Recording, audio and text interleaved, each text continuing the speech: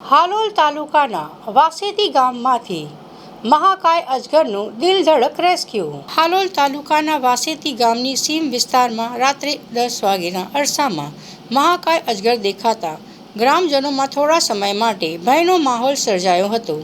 ઘટનાની જાણ ટેલિફોનિક માધ્યમથી ફોરેસ્ટ ડિપાર્ટમેન્ટને કરવામાં આવતા ફોરેસ્ટ વિભાગનો સ્ટાફ તાત્કાલિક સ્થળ પર પહોંચ્યો હતો.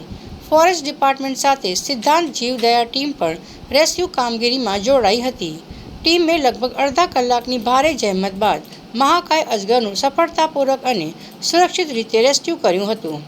ફોરેસ્ટ ઓફિસર શ્રીમતી ચંદ્રિકાબેનના માર્ગદર્શન અને સલાહ મુજબ મહાકાય અજગરને સુરક્ષિત રીતે પકડીને માનવ વસવાટથી દૂર આવેલા પાવાગઢ ધોબી કુવા રેસ્ક્યુ સેન્ટર ખાતે મુક્ત કરવામાં આવ્યો હતો.